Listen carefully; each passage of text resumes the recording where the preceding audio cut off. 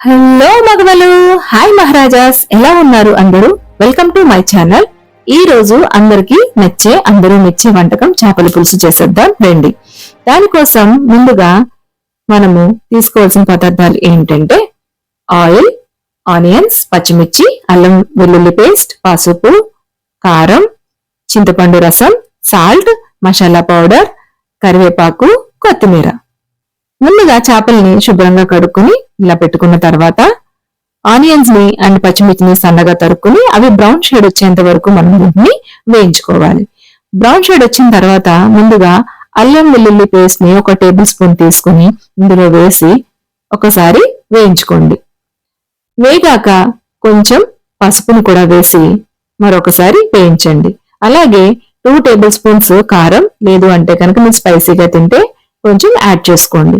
వేసుకున్న తర్వాత మరోసారి వేయించుకుని చివరిగా మనకి రుచికి సరిపడా సాల్ట్ ని కూడా ఇందులో వేసుకుని ఒకసారి వేయించుకున్న తర్వాత ముందుగా రెడీ చేసి పెట్టుకున్న చింతపండు రసాన్ని ఇందులో వేసుకోవాలి. చేపల క్వాంటిటీని బట్టి మీరు చింతపండు రసాన్ని వేసుకుంటే సరిపోతుంది. చేపలు మునిగేలాగా ఈ చింతపండు రసాన్ని వేసుకోవాలి.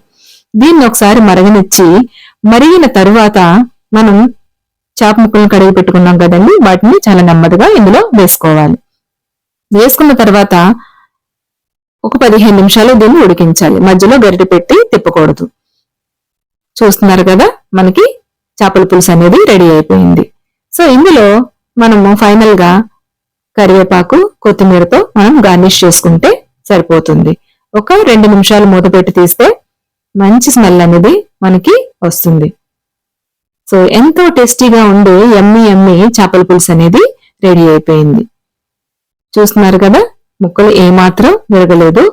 ఇలాగా అస్తమానం కలపకుండా ఇలా చేపలని మనం పులుసు పెట్టిన తర్వాత అందులో వేయడం వల్ల ఏంటంటే ముక్క విరగకుండా మనకి నీట్ గా చేప ముక్క అలాగే వస్తుంది. చూస్తున్నారు కదా. సో ఈ రెసిపీ కనుక మీకు నచ్చినట్లయితే please like, share, subscribe my channel.